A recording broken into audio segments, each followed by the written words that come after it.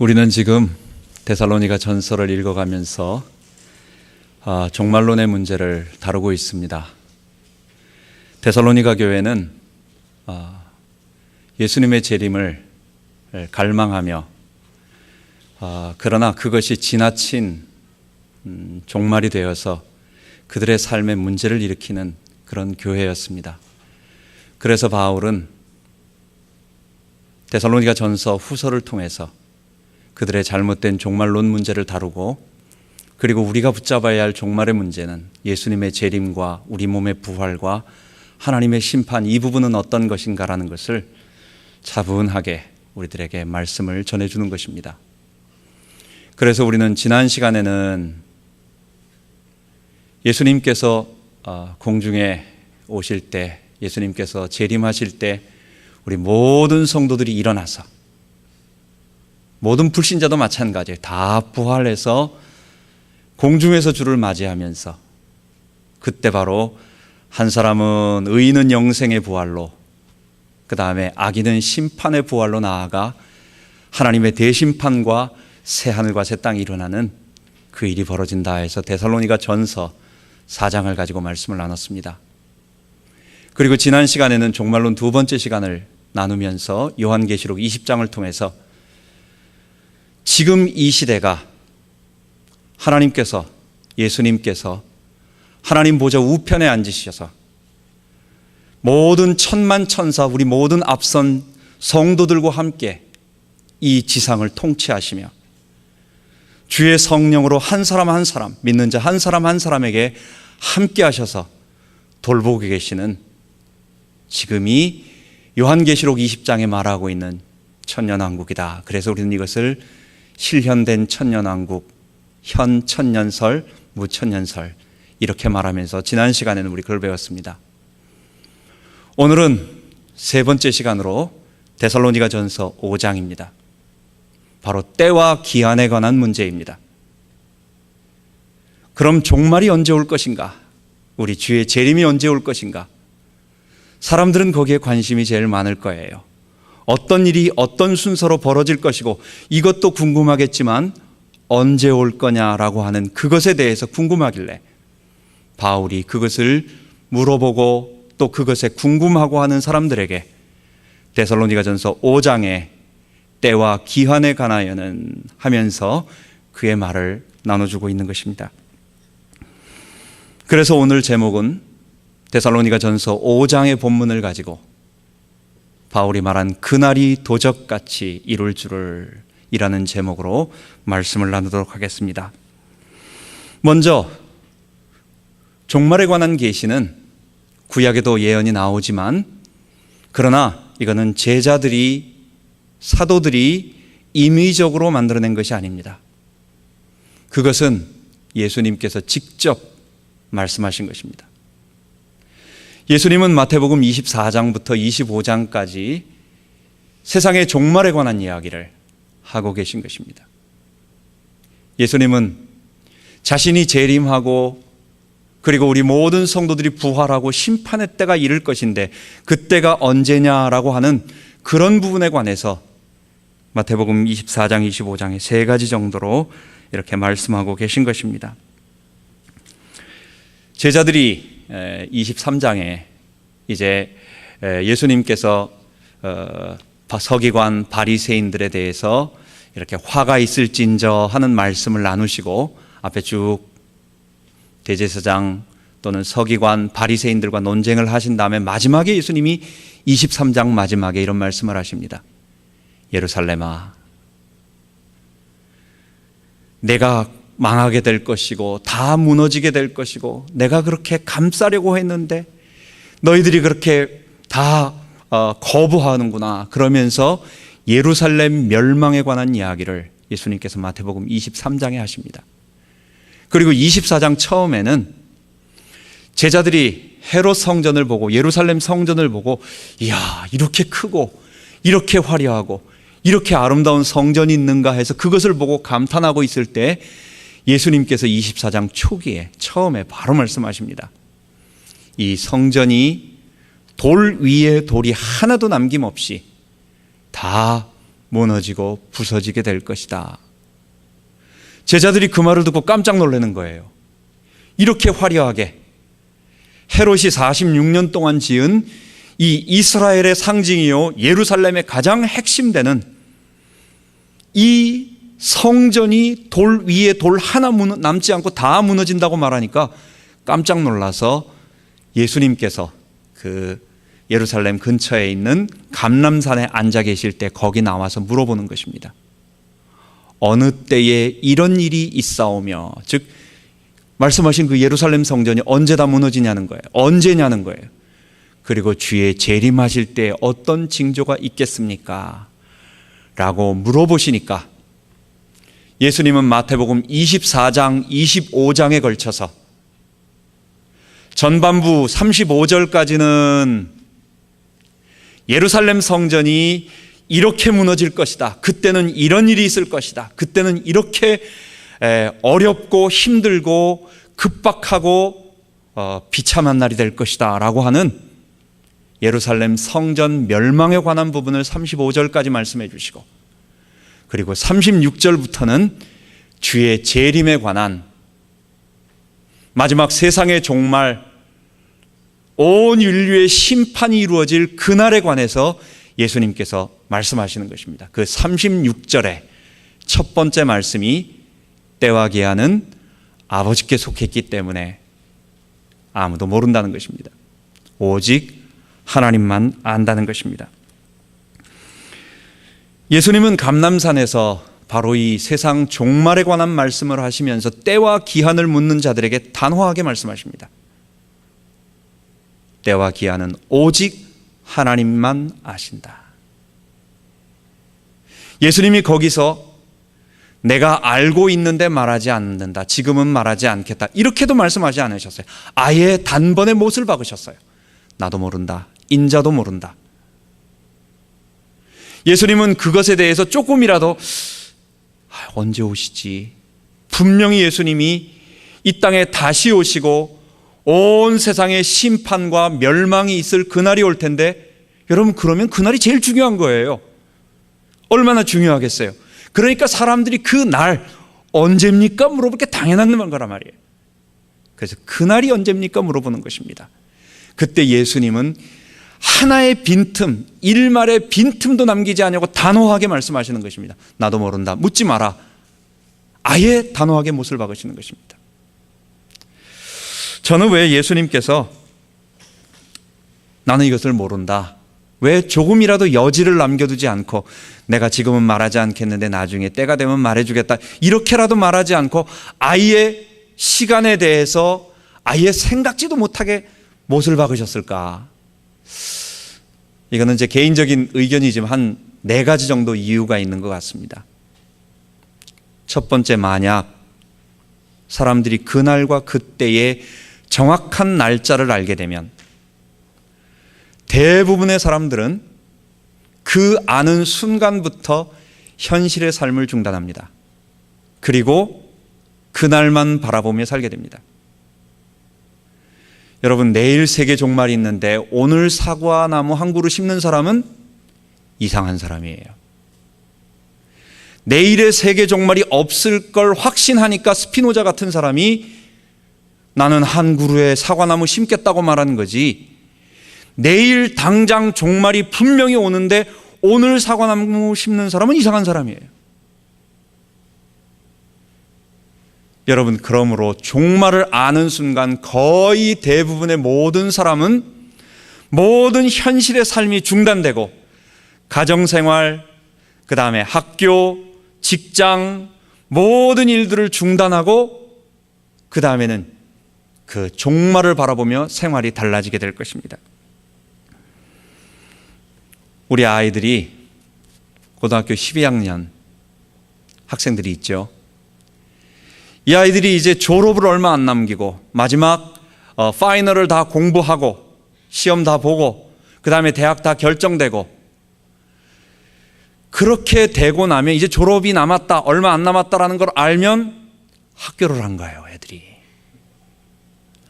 얘들 학교 가달라고 사정하는 게 얼마나 어려운지 몰라요. 다음날 결석계 내는데 오늘은 애가 몸이 아파서, 오늘은 가정일이 있어가지고, 이거 써내는 것도 한두 번이지 참 어렵습니다. 종말이라고 하는 것이 분명히 얼마 안 남기고 이제 마지막이다, 다 끝났다 생각하면 오늘의 삶이 없어지는 것입니다. 대부분의 삶이 그렇게 되는 것입니다. 사람들이 그렇게 되는 것입니다.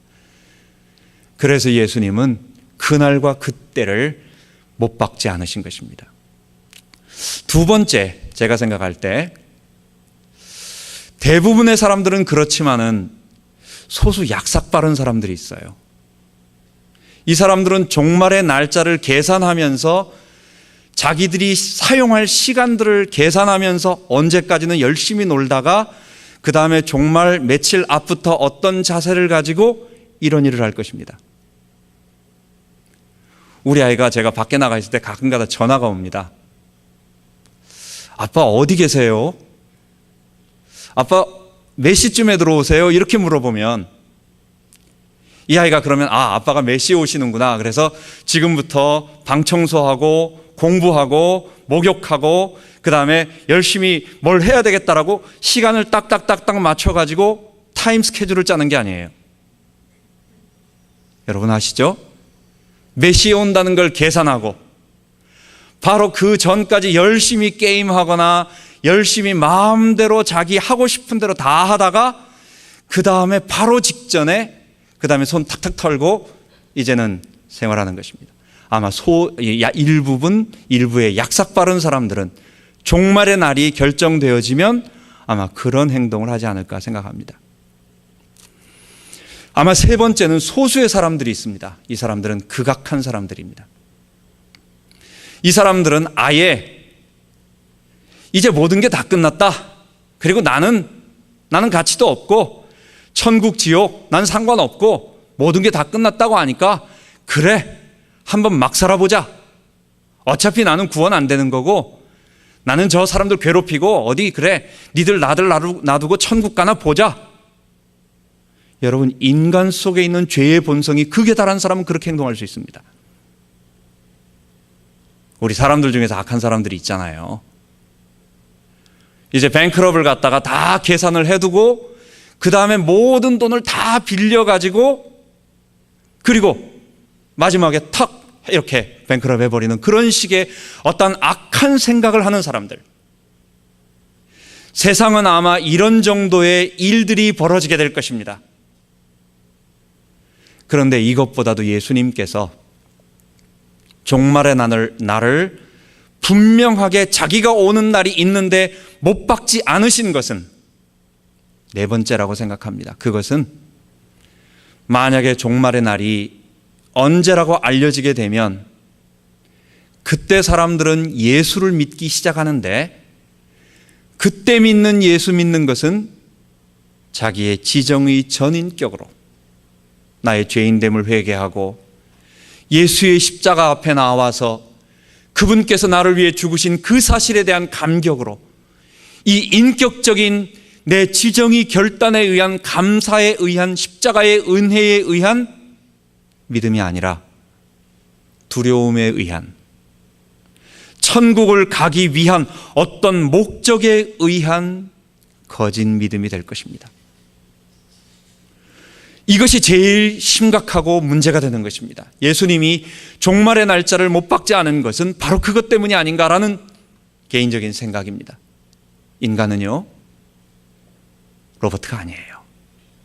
우리는 짐승이 아니에요. 이 세상에 하나님의 형상을 닮은 하나님처럼 지적인 능력을 가져서 분명히 사리 판단을 계산할 수 있고 그것에 대해서 내 자신에게 적용해서 좋다 나쁘다를 느낄 수 있는 감정적인 것을 느낄 수 있고 그리고 그 두 가지를 통해서 내 몸의 행동을 제어하는, 이거는 누가 하는 겁니까? 내가 스스로 하는 거예요. 하나님께서 스스로 독립하고 이 온 우주에 계시면서 스스로 판단하시면서 스스로 하시고 싶은 일을 하시듯이 우리 인간은 하나님이 만드신 피조 세계 내 안에서 한시적으로 우리 주님의 재림과 심판 이전까지 우리는 우리 스스로 생각하고 스스로 판단하고 스스로 행동할 수 있는 그런 자유인격 독립적 주체입니다. 우리 인간은요, 두려움을 주면은 굴복할 수 있어요. 그래서 행동은 안 할 수 있습니다. 옛날에 어떤 농장에 갔는데 진돗개가 많이 있더라고요. 진돗개가 한 10댓마리가 있는 이런 거더라고요. 그런데 그 진돗개도 딱 저는 보니까 크기가 다 똑같아가지고, 그러니까 이놈들이 다 큰 놈들이구나 했는데, 딱 그 주인 되시는 분이 저게 제일 우두머리고 힘이 세고 저게 아빠고 그 다음에 얘는 태어난 지 얼마 안 됐고 뭐 이러면서 서열을 쭉 말해주더라고요. 여러분, 진돗개가 얼마나 용맹스럽고 대단합니까? 그런데 이게 작은 개가 앞에서 얼쩡거리니까 큰 개가 몇 마디 왕 하니까 갑자기 그냥 딱 드러나가지고 네 발을 하늘에 치켜들고 이 큰 진돗개가요. 그리고 발발발발 떨고 있는 거예요. 막 웃으면서 다리를 하고 있는 거예요. 여러분, 인간은 우리가 두려우면 굴복해서 행동 안 할 수 있어요. 그런데 짐승처럼 행동은 안 할 수 있지만 인간은 어떻습니까? 머릿속으로는 딴 생각을 하는 거예요. 내가 행동은 안 하고 내가 그런 일은 안 하지만 내가 힘을 얻기만 해봐라. 내가 지금은 너에게 굴복하고 있지만 나는 절대로 너에게 굴복하지 않아. 내가 힘을 얻을 때만 기다린다. 여러분, 인간은, 짐승은 그렇게 할지 모르지만 인간은 그런 게 아니에요. 여러분, 인간은요, 아무리 다이아몬드를 갖다 줘도 그 다이아몬드에 의해서 내 마음은 열어주는 것 같지만 행동은 거기 가서 합니다. 제가 지난번에 얘기한 것처럼 심순애가 김중배의 다이아몬드에 마음이 뺏겨가지고 결혼은 할 줄 모르지만 그는 자기의 진정한 마음, 진정한 사랑은 수일 씨에게 가 있는 거예요. 여러분, 인간은 바로 그런 것입니다. 인간은 두려움을 줘서도 안 되고 천국과 지옥에 대한 두려움을 줘도 인간은 변하지 않고요. 인간은 억만금을 주는 아름다운 어떤 천국에 대한 어떤 보상을 준다고 인간은 행동은 그렇게 할 수 있어요. 잠깐 행동은 바꿀 수 있어요. 그러나 인간은 그것이 없어지면요, 원위치로 돌아가는 것입니다. 사람이 바뀌고 사람이 진정으로 자기의 모든 것을 내어서 인격이 바뀌고 섬기는 것은 이건 짐승이 아니라 인간이기 때문에 그런 거예요. 인간인 하나님의 형상을 가진 인간의 특성이에요. 어느 날 엄마가, 옛날에 그 엄마 아빠가 나를 위하여 그 사춘기 때 그렇게 방황하고 그렇게 부모님께 반항하면서 막 탕자처럼 살던 아이가 어느 날 엄마 아빠가 자기를 위하여 어떤 일을 했다는 것을 그 마음 중심에 깨닫고 알고 감격할 때, 그 진정으로 감격의 눈물이 나올 때, 어머니 아버지의 사랑에 대한 눈물을 흘릴 때, 그때는 얘에게 돈 준다고 해도 안 되는 것, 얘에게 혼낸다고 해도 행동 못 받는 그런 것들이 하루아침에 바뀌고 아무만 말 안 해도 바뀌는 것입니다. 이게 인간입니다. 그래서 예수님이 재림의 날짜를 못 박지 않은 것은 사람들이 공포에 아니면 천국이라고 하는 것을 갈 목적에 의해서 두려움으로 사람들이 거짓 믿음을 바꿀까 봐 예수님이 그러지 않았나 그런 생각을 해봅니다. 예수님은 그래서 첫 번째는 때와 기한은 나도 모른다, 아예 못을 박으시고 하나님만 아신다 말씀하시면서, 두 번째로 바로 그날은 노아의 때처럼 또는 도적이 임하는 것처럼 그럴 것이다 라고 말씀하시는 것입니다. 그것은 노아의 때 많은 사람들이 거의 한 120년 정도 노아가 경고하지 않았나 이렇게 생각을 합니다. 아무리 얼마 후에 이제 온 인류의 전 세계를 다 뒤엎을 홍수가 있을 것이다. 근데 그때 그 사람들은 비라는 걸 한 번도 본 적이 없거든요. 그러니까 사람들이 생각할 때 뭐 그런 일이 있겠어.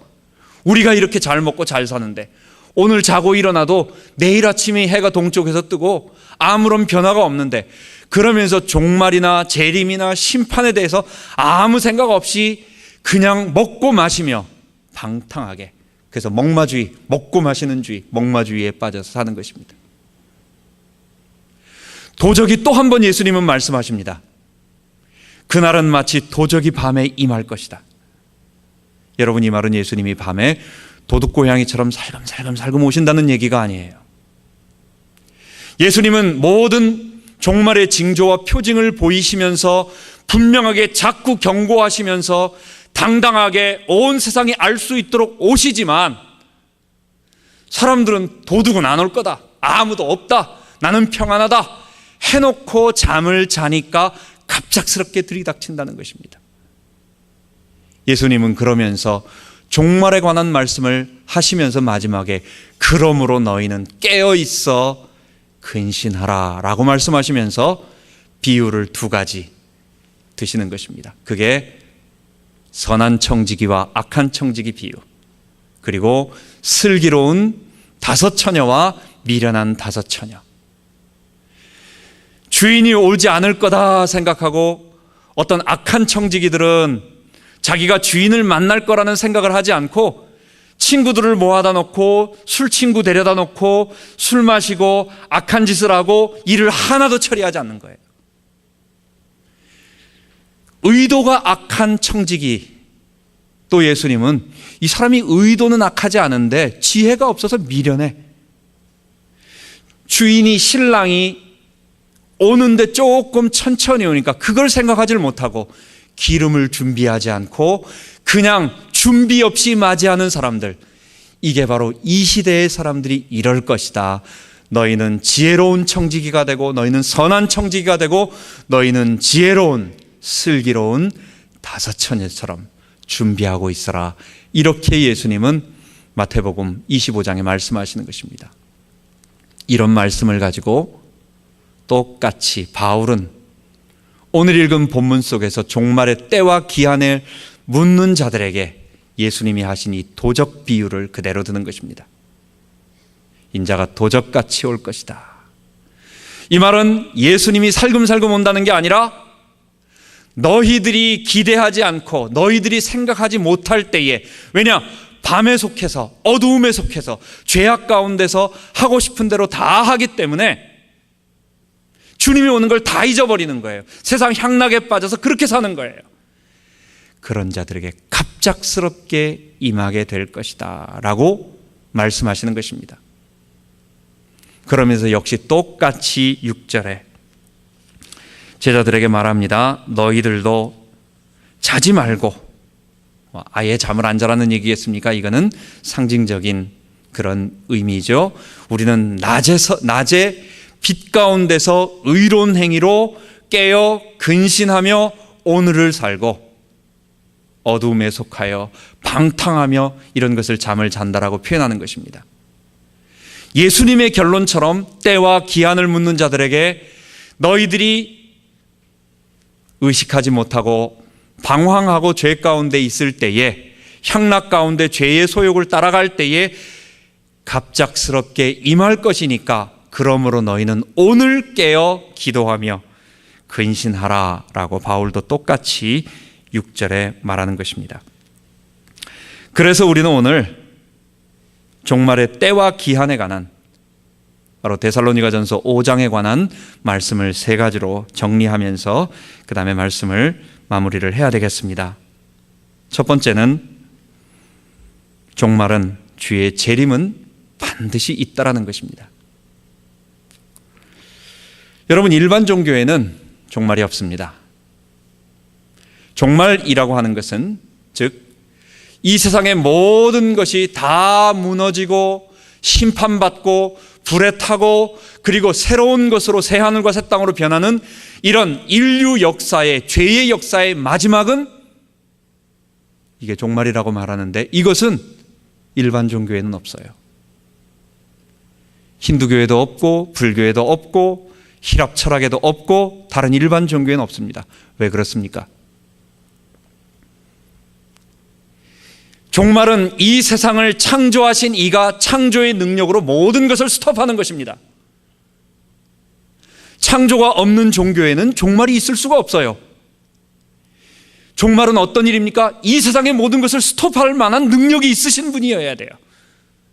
그것은 이 세상을 창조한 능력 있는 분이셔야 해요.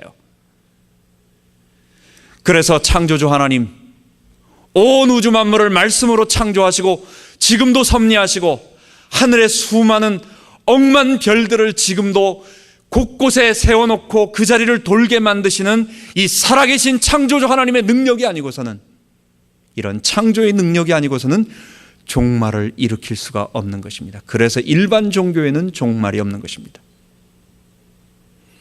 여러분, 우리 주의 종말이 반드시 있습니다. 이 종말은 세상 사람들에게는 심판의 날이라고 보이지만 우리에게는 지난 시간에 뭐였습니까? 종말의 목적이 뭐였습니까? 이것들 어디 한번 보자 해가지고 혼내주러 기다리는 것이 아닙니다. 예수님께서 피 흘려 우리를 구원하셔 하나님의 백성 되게 만들어주셨어요. 우리 죄를 용서하시고 우리 죄를 사하여 주셨어요. 그리고 하나님 백성 삼아주셨어요.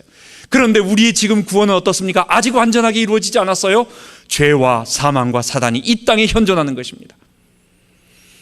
이 종말은 우리에게 주시기로 약속하신 바로 범죄 이전의 에덴 동산의 축복, 그리고 하나님의 창조의 본래 목적, 그리고 첫 아담의 상태보다 더 나은 상태인 우리의 완전한 구원을 가져다 주시기 위한 반드시 거쳐야 한 과정이요, 문에 불과한 것입니다. 구원의 완성을 위하여, 우리 구원을 위하여 주시는 것입니다. 그래서 종말은 우리에게는 소망이요 기쁨이 되는 것입니다. 여러분, 주의 재림은 반드시 있습니다. 잊지 말아야 되겠습니다. 두 번째 우리가 잊지 말아야 될 것은, 주의 재림은 우리를 구원 얻게 하려 하심이니 두려워하지 말자는 것입니다. 데살로니가전서 5장 9절에 보면, 하나님이 우리를 세우심은 노하심에 이르게 하심이 아니요 오직 우리 주 예수 그리스도로 말미암아 구원을 얻게 하려 하신 것이라. 여러분, 성도는 종말을 두려워할 필요가 없습니다. 종말의 징조를 조금 모른다고 우리가 종말에 주님의 재림을 못 맞이하고 나만 집에 놔두고 딴 사람만 다 하늘에 가 있는 거 아니에요. 두 번 종말, 두 번 재림, 두 번 부활, 이런 거 없습니다. 여러분, 세밀하게 말하는 종말 도식도 그렇게 중요하지 않습니다.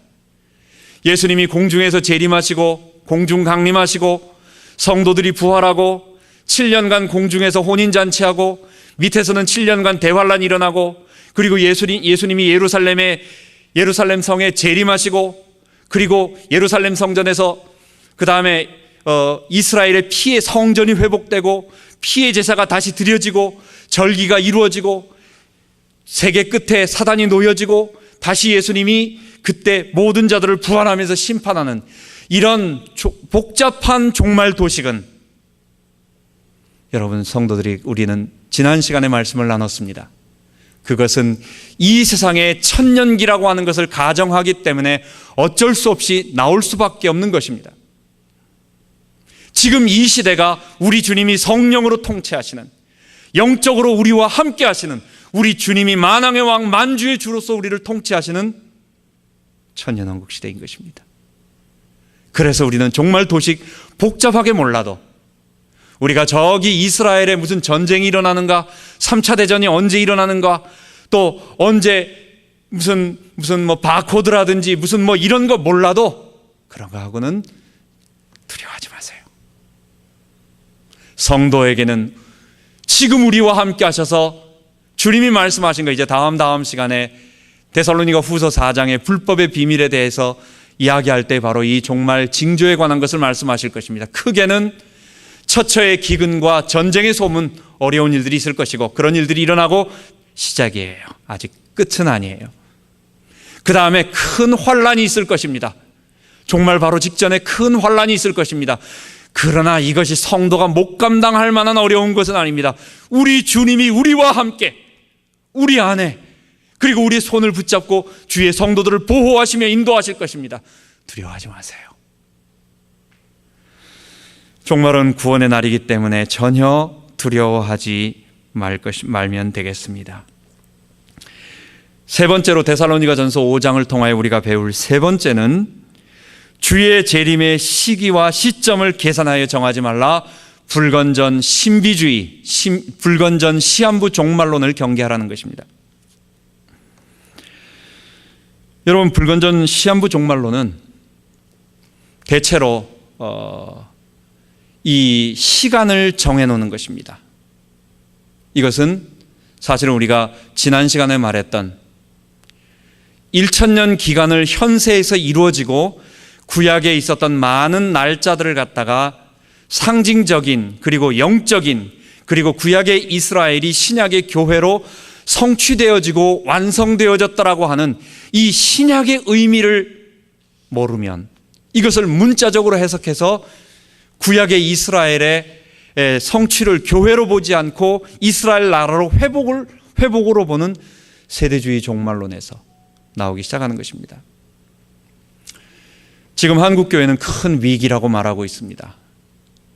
아시다시피 교인 수는 급격하게 감소되고 있고 우리 주일학교 수가 점점 무너져서 거의 반토막도 안 될 정도에 그렇게 되어져서 이거는 이 아이들이 성인이 되었을 때 어른이 되었을 때 교회가 어떻게 될까 알만하죠.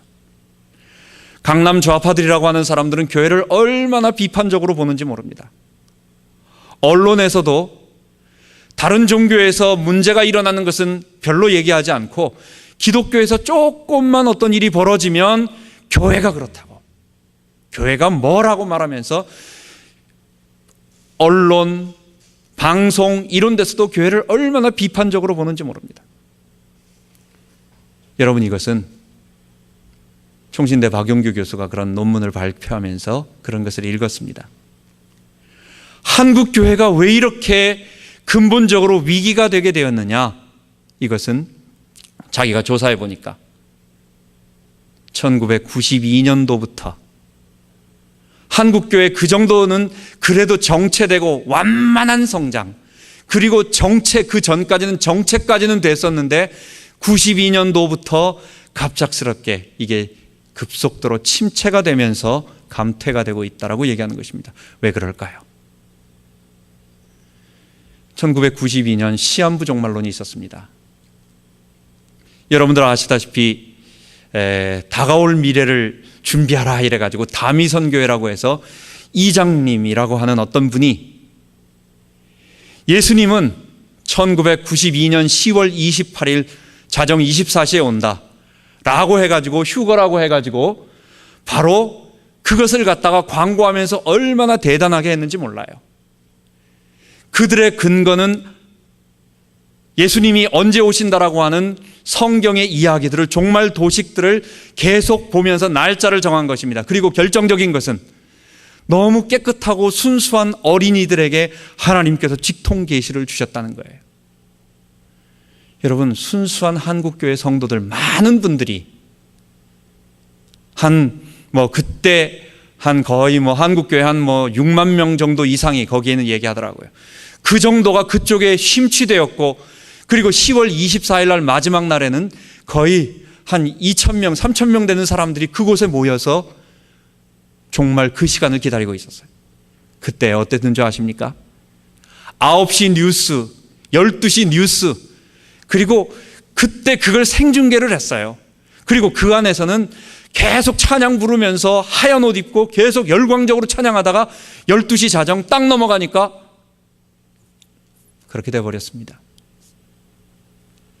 사람들 이미지 속에 기독교가 이상한 것입니다. 그 사람들은 진실되게 믿었는지 몰라요. 그 사람들은 신실하게 믿었는지 몰라요. 그러나 성경이 말하는 예수님조차도 너무도 그것을 날짜를 갖다가 못을 박으면 어떤 일이 일어날 줄 아시기 때문에 예수님께서 하나님만 아신다고, 자기도 모른다라고 아예 못을 박으셨는데 예수님도 모르는 걸 누가 알더라고요. 자기가 한다고 말하는 사람이 나왔어요. 그래서 한국교회는 계속 이 종말의 잘못된 종말 날짜를 갖다가 계속 공수표를 남발하는 것입니다. 그 이전에도 많은 분들이 날짜를 정했고, 특히 이단들인 어떤 몰몬교라든지 여호와 증인이라든지 이런 사람들이 말하는 게 뭐였습니까? 며칠 날 예수님이 재림한다라고. 근데 외부에서 보면 그게 다 기독교라는 캐터고리 안에 다 들어가니까, 아, 기독교는 맨날 저 재림 언제 한다고 하는 것을 공수표 남발하는 데구나. 그래서 본의 아니게 교회가 성경의 재림 소식이 양치기 소년이 된 것입니다. 늑대야 해놓고 안 오고, 늑대야 했는데 또 안 오고. 그래서 사람들이 이제는 아예 믿지 않는 그런 상황에 가게 된 것입니다. 그 이후에 한국교회가, 박윤규 교수 얘기는 그 이후부터 한국교회의 복음, 한국교회에 일어나는 일, 그리고 한국교회 부패, 여러 가지 것들이 맞물리면서 한국교회를 이제는 비판적으로 보고 무시하게 되고 우습게 여기고 비정상적인 광신자 집단으로 봐서 자기 아이들을 교회 보내지 않는다는 것이었어요. 여러분, 우리는 그래서 불건전 신비주의, 신비한 날짜를 정하는 시한부 종말론에 절대로 혼란을, 우리의 마음을 빼앗기거나 그것을 조심하고 경계해야 되겠습니다. 결론적으로 그날이 도적같이 오리라 하는 말씀의 결론이 뭡니까? 그것은 오늘 깨어있는 삶을 가지고 항상 깨어 근신하며 오늘을 살라는 말씀인 것입니다. 이것이 예수님의 말씀, 데살로니가 전서 베드로의, 바울의 가르침, 그리고 베드로 전서에 나오는 바울의 가르침 동일한 것입니다. 종말에 관한 이야기는 항상 오늘 그래서 깨어 기도하며 근신하며 살자. 종말에 대한 두려움도 필요 없고 태만할 이유도 없다는 것입니다. 그래서 우리는 마지막 주의 재림을 기다리며 깨어있는 생활이란 무엇인가 라고 하는 말씀을 우리에게 적용하면서 마치겠습니다. 12절과 13절에 보면 교회 안에서 서로 존경하며 화목하라 라고 말하고 있습니다. 아래 사람이 위에 사람만 존경하라는 거 아닙니다. 위에 사람도 아래 사람을 서로 사랑하고 돌보고 아끼며, 그래서 서로 존경하고 화목하라. 여러분, 바울은 이것을 깨어있는 신앙생활이라고 말합니다. 14절에 보면 교회 내에서 약한 자들을 돕고 오래 참으라라고 얘기합니다. 규모 없는 자들은 교회 안에서 규모 없이 사는 자들이 있어요. 권계하며, 마음이 약한 자들은 위로하며, 힘이 없는 자들은 붙들어주며, 교회 안에서 약한 자들이 있어요. 이들을 우리가 돌보며 오래 참으라는 것입니다. 고린도전서 13장에 사랑은 그 다음에 제일 첫 번째 나오는 게 오래 참고 온유하며, 이게 제일 어렵습니다. 우리가 참는 게 어려워요. 바울은 우리들에게, 또 데살로니가 성도들에게 교회 안에서 약한 자들을 돌보며 오래 참으라고 얘기하는 것입니다. 그리고 15절에 외인들, 교회 바깥에 있는 불신자들에 대해서는 악을 악으로 갚지 말고 항상 선을 좇으라. 왜 그렇습니까? 하나님이 계시기 때문에. 우리 하나님이 신원하시고 보응하실 때가 있기 때문에 진노하심을 하나님께 맡기고 우리가 손대지 말라고 하는 거예요. 여러분, 반드시 하나님이 계시다라고 하는 사실은 이럴 수 있습니다. 그래서 우리가 악을 갚지 않는 것입니다. 외인에 대해서는 항상 선으로, 악을 악으로 갚지 말고 선을 좇으라고 말하는 것입니다. 그리고 네 번째 16절과 18절에 보면 항상 기뻐하라, 쉬지 말고 기도하라, 범사에 감사하라. 여러분, 항상 쉬지 말고 범사에, 이거 같은 말입니다. 늘 그런 얘기입니다. 기뻐하고 기도하고 감사하고 쉽지 않아요. 죄로 인한 우리는 사람과의 관계 속에서 또는 우리에게 다가오는 어려움 속에서 그렇게 할 수가 없어요. 근데 언제 그렇게 할 수 있습니까? 우리 하나님 계시다는 거 아는 사람, 우리 주님께서 날 위하여 피 흘려 죽으셨다는 것을 아는 사람, 이 억만 죄인을 위하여 우리 주님께서 내 죄를 친히 담당하시고 나를 하나님 백성 삼으시며 지금 내 안에 주의 성령으로 함께 하신다는 것을 아는 사람, 그리고 이 모든 우리의 어려움을 끝내고 우리 주님께서 오셔서 새하늘과 새 땅을 이루어 주시며 구원을 완성하실 것을 아시는 사람은, 아는 사람은 오늘의 어려움도 기뻐할 수 있습니다. 우리는 감사할 수 있습니다. 그리고 모든 일을 주님께 아뢰며 기도할 수 있는 것입니다. 마지막으로 5번째 19절에서 22절입니다. 성령님께 늘 순종함으로 아름다운 성령의 열매를 맺도록 하라. 주님께서 우리 안에 계세요. 그분이 우리를 떠나지 아니하세요. 그래서 그분이 우리를 돌보시는 대로 우리는 그분께 늘 순종하고, 여기에 예언과 그 다음에 성령을 소멸치 말라는 부분 다음 주에 또 다음번에 세밀하게 말씀을 통해서 나누도록 하겠습니다. 주님께서 우리 안에서 자유롭게 역사하실 수 있도록, 이 십자가 보혈이 강같이 흘러넘칠 수 있도록, 그래서 성령의 아름다운 열매들을 맺으며 깨어있는 신앙생활하도록, 여러분 우리 이 말씀 붙잡고 오늘 주신 말씀을 우리들에게 적용해야 되겠습니다. 기도하겠습니다. 하나님 아버지 감사합니다. 주께서 우리들에게 깨어 기도하라고, 그날이 도적같이 이를 거라고 말씀하시면서 오늘 우리 삶을 성령 안에서 깨어 기도하며 근신하여 살라고, 죄의 향락을 따라가지 말라고 말씀하시니 감사합니다. 주님, 우리 힘으로 이렇게 안 됩니다.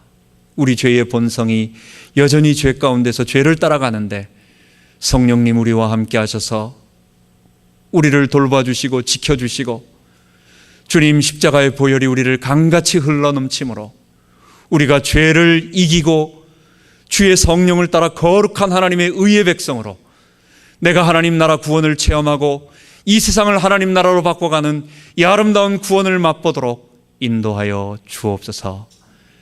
감사드리며 우리 주 예수 그리스도 이름으로 기도하옵나이다. 아멘.